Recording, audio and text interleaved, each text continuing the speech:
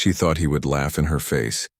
After all, she had just asked Barron Trump for a $70 tip on a bill that was barely $40, and the room fell so silent, you could hear the ice melting in his untouched glass of water.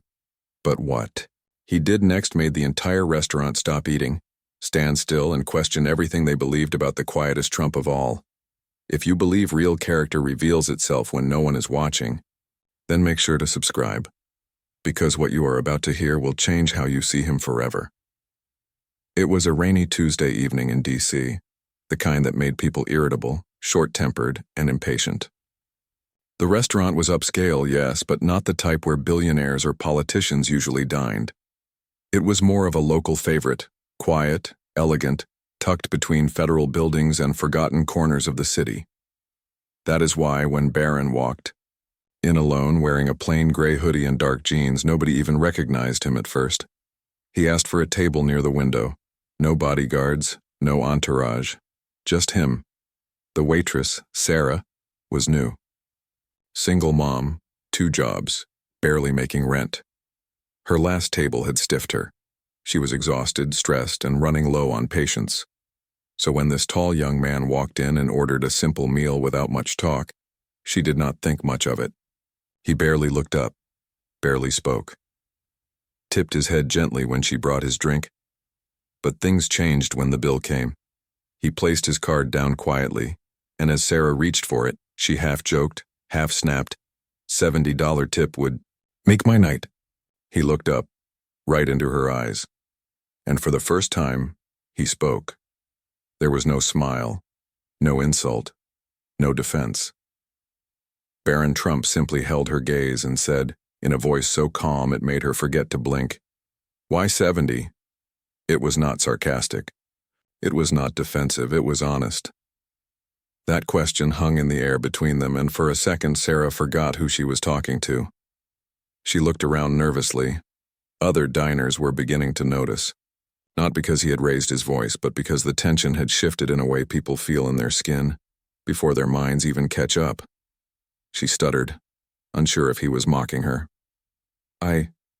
Well, it has just been a hard week. I should not have said that. Sorry. Barron leaned back slowly, then looked down at the check. I want you to write it down, he said. Sarah blinked. Write what? He slid a napkin across the table. Write down what $70 means to you. That sentence, so simple, so strangely piercing, caught her off guard. She looked down at the napkin, then back at him. He was serious. A table, near the bar, had gone quiet. A man sipping wine had set down his glass and was watching now. Even the kitchen door had stopped swinging open. Sarah, still unsure whether this was humiliation or something else, picked up the pen from her apron and began to write. Slowly. Unsurely. She wrote about her rent being due, her son's asthma, medicine, the electricity bill, and how tips made the difference between skipping meals and eating decent dinner twice a week. When she slid the napkin back, her hand trembled. Barron read every word, and then he reached into his pocket, not for his wallet, but for a folded photo. He placed it on the table, and what Sarah saw next made her knees nearly give out. It was a worn, slightly creased photograph. Old, but clearly carried with care. In it was a young boy, no older than 6, hooked up to a nebulizer. His eyes looked tired, but there was a fire behind them. Standing next to him was a woman with a kind face but visible exhaustion in her posture, and holding the boy's hand, just barely in the frame, was a younger Barron Trump. Sarah's hand covered her mouth. She stared at the image, stunned, confused. She looked up slowly. That was Joshua, Barron said softly. He had cystic fibrosis. I met him during one of my father's hospital visits when I was younger. His mother worked nights, always smiling even when the doctors gave bad news. They were barely holding on. I remember she said something to me once. Sarah said nothing, eyes still glued to the photo. She said, "People always assume we are asking for too much, but they have no idea what just a little can change." His voice did not crack. It did not rise, It stayed steady, but the weight behind it made Sarah's heart pound. "I did not give her a tip," he continued. "I was a child. I gave her a juice box from the nurse's station and thought it was enough. I never forgot how wrong I was." Sarah felt her cheeks grow hot, but not from shame, from the sting of recognition. She saw herself in that woman. The dark circles, the forced optimism, the way the world judged you by your desperation, not your effort. Barron folded the photo back into his pocket and signed the bill, slowly, deliberately, and then he added something below the line. He slid it back to her face down. "You can look at it when I leave," he said. He stood, nodded once, and walked toward the door. But before he could reach it, the man at the bar who had been watching stood up and blocked his way. Not to stop him, to ask a question. The man at the bar was older, dressed in a blazer that had seen better days, and wore the look of someone who had spent years in rooms where power spoke first and kindness came second. He stepped directly in front of Barron, not with arrogance but with a strange sense of familiarity, like he had finally connected a puzzle piece that had been bothering him all evening. "You are him, are you not?" the man asked quietly. Barron did not answer. The restaurant was silent again. Not the kind of silence that feels empty, but the kind where everyone is listening, pretending not to. "I used to serve in the Reagan administration," the man said. "Met a lot of people who wore power like armor, but you wear silence like a weapon." Barron's face remained unreadable. "I do not play games," he said plainly. "I just listen longer than most." The older man nodded slowly, then moved aside without another word. There was no applause, no recognition, just a quiet understanding. Barron stepped outside into the misty night and disappeared down the sidewalk, hoodie pulled up, hands in his pockets like any ordinary young man walking home. Back inside, Sarah finally turned the bill over. Her hands shook as she read the line below his signature. It did not say 70. It said, 1,000, because I believe in rent being paid, medicine being bought, and dignity being restored. Below that, in smaller writing, and because I remember the woman who never asked for it but needed it more than anyone. Sarah sank into the booth. Her knees gave out, but not from the number. From the weight of being seen, really seen for the first time in what felt like years. She looked around the room, still reeling, as her co-workers rushed over asking what happened. She could not speak. But someone else did. The bartender, who had been listening quietly, stepped forward with a story of his own. The bartender placed his towel down slowly, eyes fixed on the door Barron had just walked through. He leaned in, voice low but certain. That was not the first time, he said, drawing the attention of the staff and the nearby diners. I have seen him do things like this before, but no one ever talks about it. Sarah turned to him, still stunned. You know him? The bartender nodded. Not personally, but a year ago on a snowy afternoon, a woman came in here with 3 kids, wet, freezing, barely dressed for the weather. Said she had just lost her job. She ordered nothing but a pot of tea and asked if her kids could sit somewhere warm for a while. She kept apologizing. I was about to offer them some food on the house when he walked in. Same hoodie, same silence. Everyone leaned in. He sat at a corner booth, watched quietly, and when he left, he paid for their tea, their food, and then tipped $500 in cash in an envelope. But here's the thing, he never left it with the receipt. He handed it to the youngest boy and said, "Tell your mother this is from someone who knows what it means to feel forgotten." Sarah's throat tightened. The bartender shrugged, his voice softer now. At first, I thought it was just some wealthy kid trying to buy a moment. But then I saw him wait outside the window for 20 minutes in the snow, making sure they got into a cab safely.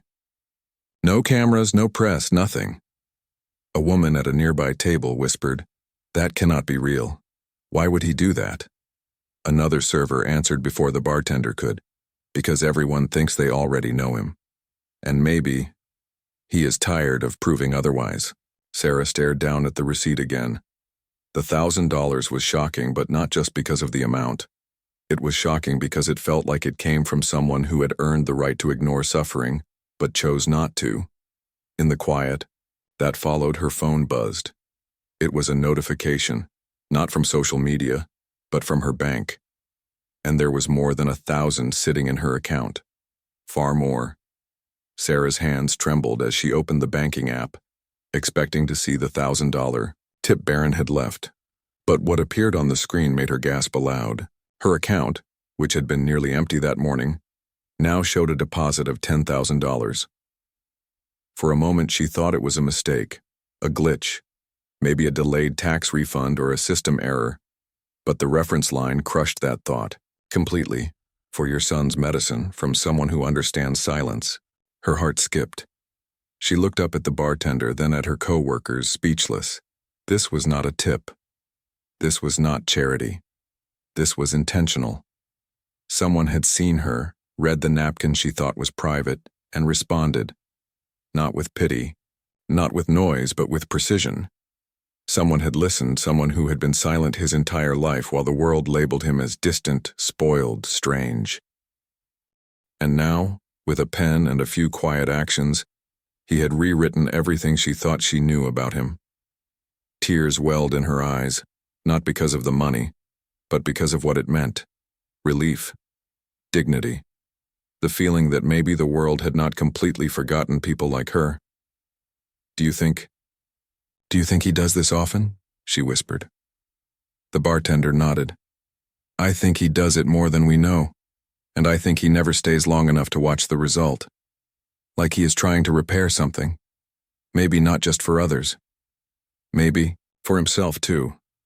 Sarah clutched the receipt and the napkin like they were the most fragile things in the world.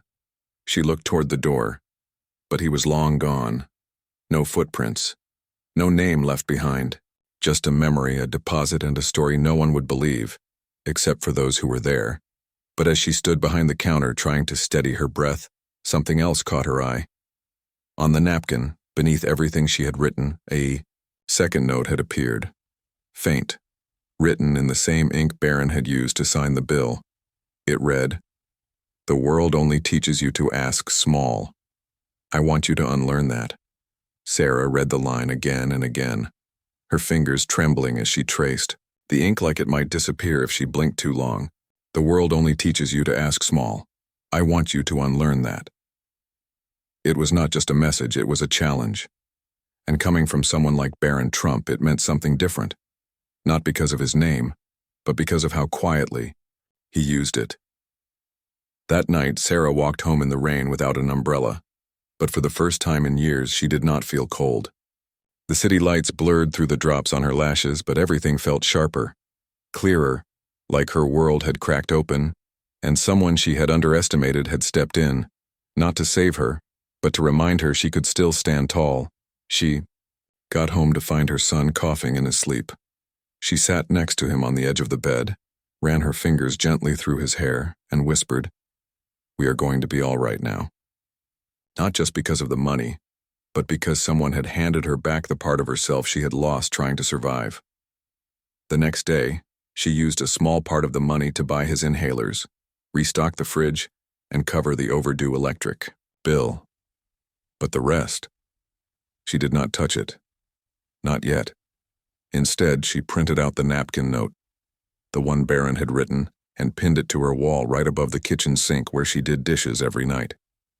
That same evening, the manager of the restaurant pulled her aside. You would not believe the calls we are getting, he said, looking amazed. Someone must have seen what happened. People are asking about you, about him. Sarah's heart skipped. Did someone record it? No, he replied. That is the strange part. There is no video, no photo, just whispers, people passing it along like a rumor, but it is spreading. And somehow that made it more powerful. Because it was not viral fame. It was something rarer. It was truth passed hand to hand. Story to story. The kind people choose to believe because they feel it is real. And while others debated if the tale was true, Barron Trump had already moved on. to another corner of the city, another quiet place, another person who had forgotten how to ask for more. 2 days later, in a part of the city where politics did not reach and headlines held no weight, an elderly man sat outside a bookstore, legs shaking from the cold. A cardboard sign rested in his lap. It did not ask for money. It simply read, "Looking for warmth, not handouts." People passed by without slowing. A woman glanced once, then looked away. A teenager filmed him for a few seconds, then walked on laughing. No one stopped. No one asked, except one. A tall figure, hoodie pulled up, hands in his pockets, paused a few feet away. He did not speak right away. He just stood there reading the sign, letting the silence settle. Then he stepped forward. "You still read?" The voice asked, calm, unassuming. The old man looked up, confused. "What?" "The sign says you are near a bookstore," the young man said, pointing. "Do you still read books?" The man nodded slowly. "Used to. Not much anymore. Vision's not great, and heat's hard to come by." The stranger reached into his backpack and pulled out a sealed hardcover, still fresh from the shelf. He placed it on the man's lap. "It is large print," he said. "Short stories. You can start with page 70. That one is my favorite." The man stared at him, touched, beyond words. But when he opened the book to page 70, a crisp envelope slid out. Inside it, a prepaid hotel voucher for 2 weeks. New reading glasses, a pair of clean socks, and a small handwritten note. Because asking for warmth is the bravest thing some people do all day. No name, no signature, just that. By the time the man looked up again, the boy was gone. But across the street from the window of a bakery, a woman in an apron stood frozen, watching. It was Sarah. She had seen him again, and this time she was ready. She took off her apron, ran into the street, and followed the quiet figure turning the corner. Not to thank him, but to ask him something far more difficult. Sarah caught up to him, just as he was slipping down a quiet alley, head low, step steady. "Barron!" she called out, her voice rising with urgency she did not expect. He stopped but did not turn around right away. His shoulders tensed. For a moment she thought he might ignore her and keep walking. Then he turned, slowly, hoodie, still half draped over his head, eyes calm but unreadable. "You remembered me," he said. Sarah nodded, trying to catch her breath. "I do not think I could forget you if I tried." He gave the smallest nod. "Did your son get the medicine?" "Yes," she said. "And I paid the bills, and bought groceries and signed up for night classes." He tilted his head, surprised. "Night classes?" "I used to want to be a teacher," she replied, voice cracking slightly. "But then, life happened. Bills, babysitters, broken cars. You reminded me that I was allowed to still want something." Barron looked down for a moment, his hands in his pockets again. "Most people do not chase what they want because the world teaches them to settle, and it teaches louder than parents do." She stepped closer. "Why do you do this? You could sit in towers, disappear behind security, pretend people like me do not exist, but instead, you do this quiet things no one talks about." His eyes met hers now, still quiet but filled with something ancient, something that felt like he had seen too much too young. "Because silence never protected me," he said. "It only hid me. And I do not want to spend the rest of my life hiding when I could be healing what others forgot to look at." Sarah felt tears rising again, but not from sadness, from recognition. "I never thought I would say this," she whispered, "but I think you were never meant to be understood." "Just felt," Barron gave a small smile. "That is the nicest thing anyone has ever said to me." Then he handed her another envelope, no name on the outside. "Open it later," he said. "It is not money." And just like that, he turned and vanished into the shadows again. But when Sarah opened the envelope that night, she found something that made her knees buckle. It was not cash, not a check. It was a letter from Barron to her son. The letter was handwritten, in neat, careful strokes, the kind that showed effort, not just in words but in presence. Sarah unfolded it slowly, her fingers trembling as her son sat beside her, coughing lightly in his pajamas. She read the first line aloud. To the boy who breathes like a storm but stands like a mountain. Her son looked up, curious. Who wrote that? She swallowed hard. Someone who sees you, even when others do not. She continued reading. I know what it feels like to be quiet in a loud world. To be told that your silence means you are weak, when in truth, it means you are stronger than most. I know the ache of being different, of watching people guess who you are without ever asking. I lived in houses filled with cameras and still felt invisible. But you have already learned something most people never do, how to keep breathing when life tries to squeeze it out of you. Sarah paused, her voice catching. Her son leaned in closer. Keep reading, Mom. She wiped her eyes and read on. I heard about you from your mother, and I want you to know something. You are not just sick, you are powerful.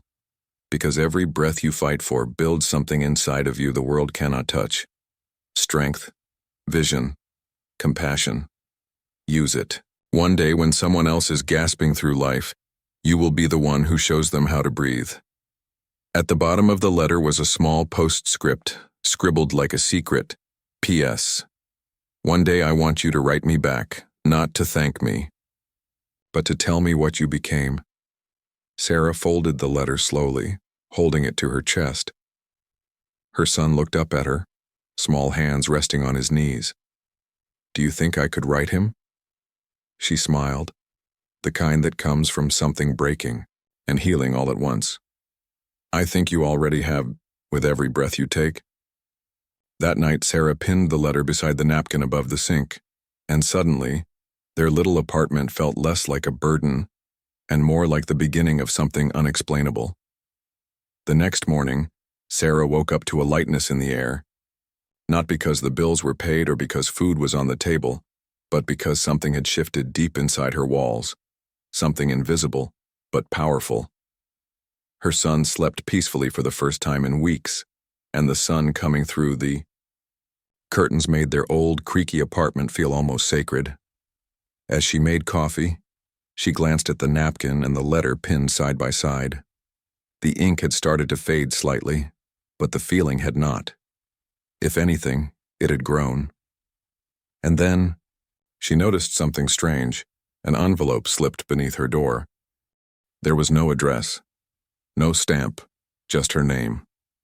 Sarah, in handwriting she now recognized instantly. She opened it with shaking hands. Inside was a single line, written on heavy paper. The way forward is not just yours. It is shared. Teach what you now know. And underneath a printed flyer, it was for a community event. Quiet, underfunded, a gathering space for single parents, struggling workers, and those who had nowhere else to turn. They were looking for speakers, people with stories that could inspire others. She held the paper close to her chest. She had always been the listener, the silent one, the one too busy surviving to be heard. But now someone had passed her the mic, not to talk about pain, but about what happens when someone who was invisible decides to stand up. That weekend, Sarah stood at the community center, podium heart-pounding, letter in her pocket. I never thought anyone would care about my story, she began, voice shaking, until someone who never speaks showed me how much silence can do. The crowd listened, wide-eyed. Some cried. Some stood when she finished. But in the back corner, leaning against the wall in a plain hoodie, one person stood very still, watching. He did not come forward, did not wave. He just nodded once, then disappeared out the side door. That was how he operated. Always close enough to feel, but never close enough to follow. And Sarah understood now. He did not want credit. He wanted change. After the event, people came up to Sarah with hugs, quiet words, and stories of their own. Single mothers, struggling veterans, teenagers who had been told they would never become anything. One woman holding a baby on her hip said through tears, "You made me feel like maybe I am not alone." Sarah smiled through wet eyes, realizing that this exact moment, was what Barron had meant when he said, "Teach what you now know." But the story was far from over. 2 weeks later, Sarah received a call from the community center director. "We had a donor come forward," he said, his voice almost shaking. "They want to fully fund a monthly workshop for parents, like you. The only condition, they want you to lead it." Sarah's heart skipped. "Me?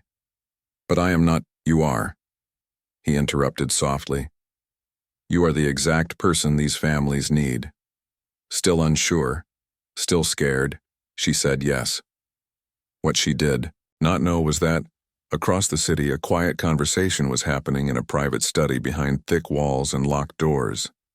"He is doing it again," an advisor said, placing a folder on the table. A man in a suit looked at the contents. Sarah's story, the anonymous donation, the community ripple it had created. "Barron?" he asked. The advisor nodded. "He keeps showing up where the cameras are not. We have had a dozen stories like this. He vanishes before we can confirm it is him, but the pattern is the same." The man rubbed his temple. "He is not like the rest of them. He never was." The advisor hesitated, then added, "Do you want us to stop him?" A long silence, then a soft reply. "No. Let him be what he needs to be. Maybe the world needs a Trump who does not speak to be heard." Meanwhile, Sarah's first workshop filled the small hall with 30 parents and over 20 children. It was chaotic, loud, messy, but it was alive. She opened the session not with rules or lectures, but with the story of a tip, a napkin, a letter, a boy who breathes like a storm. And the room listened, not just with ears, but with hearts wide open. As the weeks passed, the workshop grew into something no one had expected. What began as a small support circle turned into a movement. Single parents finding each other, sharing meals, babysitting one another's children, exchanging job leads, offering rides to the clinic. It was not charity. It was community. The kind that builds when someone believes in you before you believe in yourself. But Sarah always knew. This spark did not start with her. Every session, she would glance at the napkin and the letter now framed at the front of the room. And though no one else in the room understood their full meaning, they knew one thing. Someone started this without needing recognition. Then, one rainy evening, just before the doors opened, a volunteer approached her with an envelope. No name, no markings, just thick ivory paper. Sarah opened it carefully. Inside, there was no money, no instructions, just a single sentence handwritten in the same sharp, careful handwriting. "You do not have to speak loudly to move mountains." She pressed her lips together, overcome by the wave of memory. It was his way, his voice without volume. And somehow, his absence made everything feel more present. But that night, something different happened. A boy, maybe 15, waited until everyone had left, then approached Sarah. He was tall, awkward, eyes darting everywhere but her face. "I heard your story," he said, "about the letter from Barron." Sarah froze.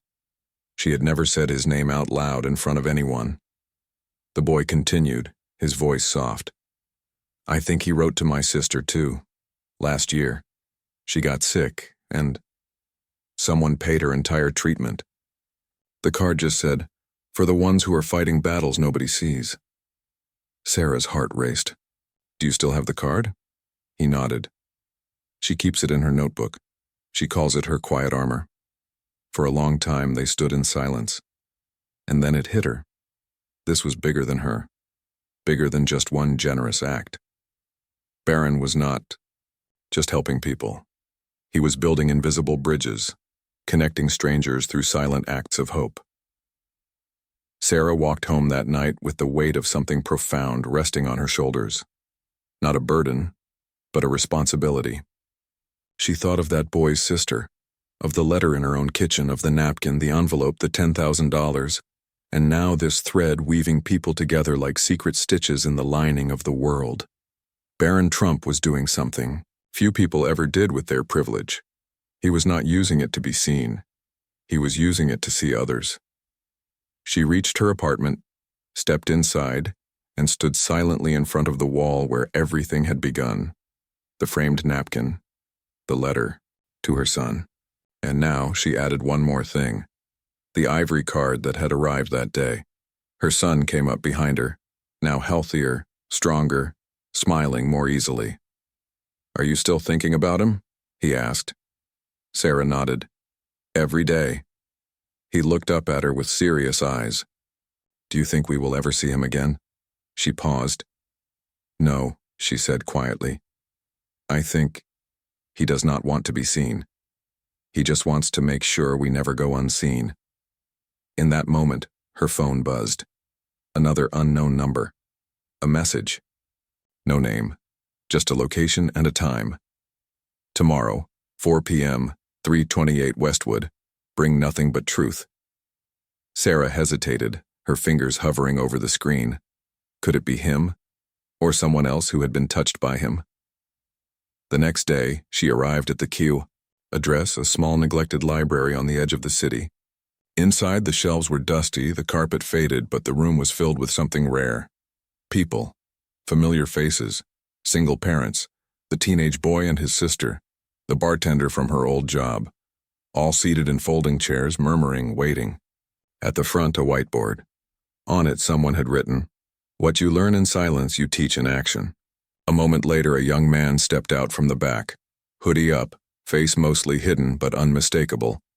Barron Trump. And for the first time, he did not walk away.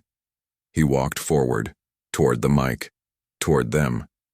He stood there for a moment, hands tucked into the front pocket of his hoodie, the room hushed like a cathedral.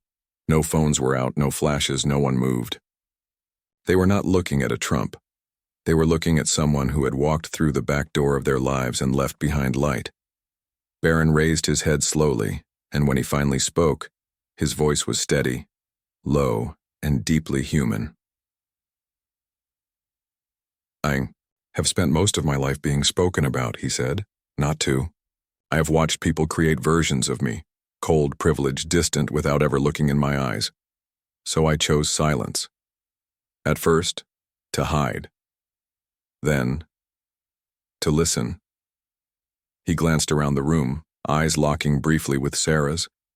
Then the boy, and his sister, the bartender, and others who had received his letters, his envelopes, his anonymous kindness. "What I learned in that silence," he continued, "was that most people are not looking for rescue. They are looking for recognition, to be seen, to be believed, to be treated as more than a problem or a burden.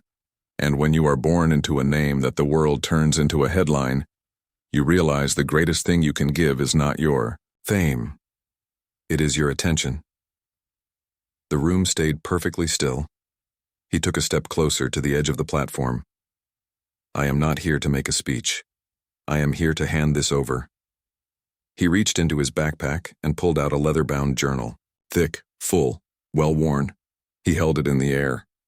"This is a record of every person I have helped, not because I needed to count, but because I knew one day it would not be me doing the helping anymore." He walked down the steps and placed it gently in Sarah's hands. "You take it from here," he said. "All of you do. This was never supposed to be about one person." He looked back at the group one last time, and then, just as quietly as he had arrived, he turned and walked away. Not into the shadows this time, but through the front doors, into the daylight. And no one followed, because they understood now. He had never wanted followers. He wanted fire starters. Sarah stood there holding the journal like it was made of glass. Her fingers trembled, not from fear, but from awe. She could feel the weight of every page, every name, every silent act of kindness pressed between the covers. And more than that, she could feel the passing of something sacred, like a torch in a world that had grown too cold. She opened it slowly, though First page was dated 4 years ago. Just a name, no last name. No details, then another. Then a city, a line, a note. Paid her rent anonymously, saw her crying outside the pharmacy. Left a coat and prepaid phone under Bridge 17. He smiled without teeth. Gave a book to a kid who said he had no heroes. Told him to become one. On and on it went. Page after page of moments no one ever saw. No photos, no news stories, just impact. Quiet, focused, deep. Sarah felt tears slide down her cheeks, not from sadness, but from purpose. She looked up at the room full of people, some wiping their eyes, others staring at the ground, unsure of how to carry what had just been handed to them. "We are not going to let this die," she said, voice shaky but rising. This is not a story we bury under doubt or forget like yesterday's kindness. This is how we change the world." One of the young mothers stood up slowly. "But what can we do?" Sarah turned the journal around so they could all see the final line. On the last page, it was written in bold, underlined twice. "The loudest legacy is the one whispered from hand to hand." She closed the journal and nodded. "We whisper louder now." And from that night on, they did. Each person in that room took a blank page. Not for records, not for ego, but to keep the chain going. Every time someone helped a stranger, gave without being asked, protected someone too tired to fight, they wrote it down. The journal grew. More names, more cities, more stories, and the name Barron Trump? It never needed to be said again, because the movement had already outgrown the man. It had become everyone. Weeks turned into months, and the journal passed from city to city like a secret carried on the wind. Not through headlines, not through influencers, but through people who had felt something stir in them that day, a spark they could not ignore. In Detroit, a mechanic fixed a single mother's car for free after reading a torn-out journal page taped to the gas station wall. In Dallas, a teacher bought winter coats for her entire class and left no name, just a note. "Because someone once paid for my son's inhaler." In Portland, a waitress left 50% of her tips each night in envelopes under grocery carts. None of them had ever met Barron, but they knew the silence he had walked in. They knew what it felt like to go unseen, and what it meant to finally see. Meanwhile, back in D.C., Sarah's workshop had grown beyond the building. The community center could not hold them anymore, so they started meeting in parks, libraries, open lots. Every time, a new journal arrived, handwritten, shared, sometimes water-stained, but always filled with names and notes. They began calling it the Quiet Ledger. No leaders, no logos, just quiet impact, but not everyone approved. One day, a reporter showed up at one of Sarah's gatherings. He stood at the back taking notes, a skeptical look on his face. Afterward, he pulled Sarah aside. "People are saying this is some kind of stunt," he said, "that you are part of a political move, that Barron Trump is trying to rebrand himself." Sarah's eyes narrowed. "Then they have not read a single page of that journal." He crossed his arms. "Why not go public?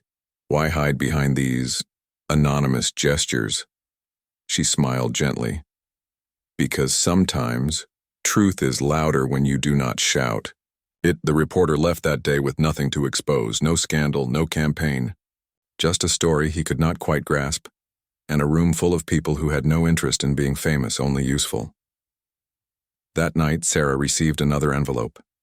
Inside it, a photo, black and white, a younger Barron sitting at a long table beside his father. Everyone was watching the cameras except him. He was watching the janitor quietly sweeping the floor in the corner. On the back of the photo, just 4 words. "I always noticed him."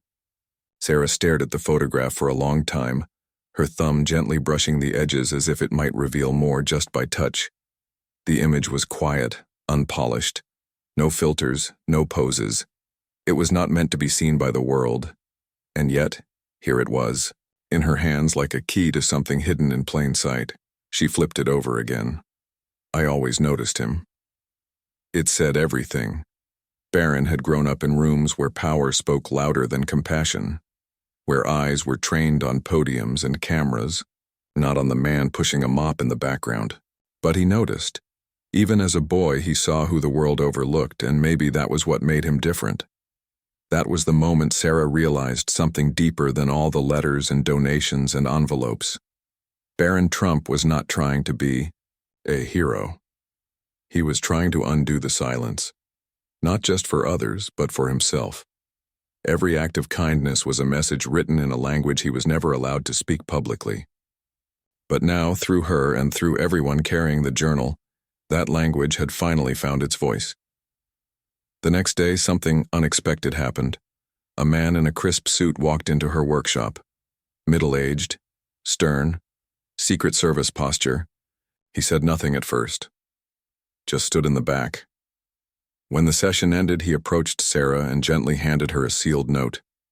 No stamp, no markings, just the initials, BT inside. The letter was brief. You have done more with your silence than I ever could with my name. The world still thinks it knows me, let them.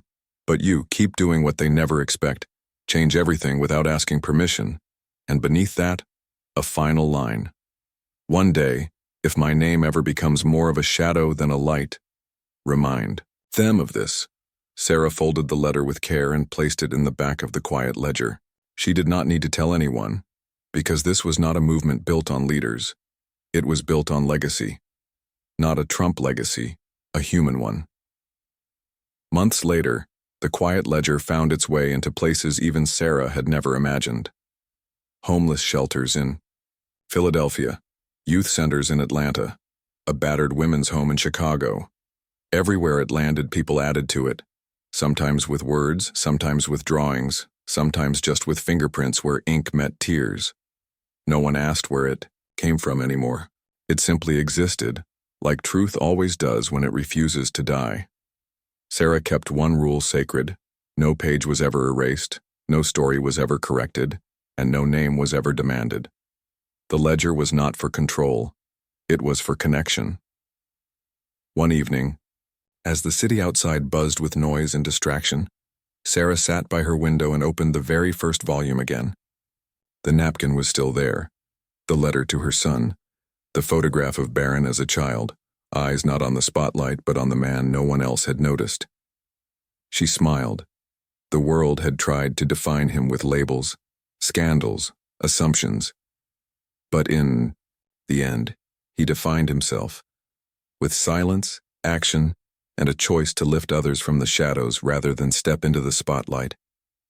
And because of that, a waitress became a leader. A boy with asthma began to dream again. And strangers across the country started doing something rare, seeing each other. The final page of the journal now held a message in bold ink, written not by Barron but by Sarah. You do not need permission to change the world. You just need to care enough to start. So if you are reading this, or listening to this, and you have ever felt unseen, unheard, or forgotten, know this. You matter. Your kindness matters. Your silence can be power, and one quiet act, one seat given up, one note left behind, one truth spoken softly, can echo longer than any headline ever will. If this story moved you, do not just scroll. Share it, speak it, live it, and subscribe. Because here we tell the stories that the world whispers but never forgets. Now it is your turn. Add your page, write your story. The ledger is open. The end.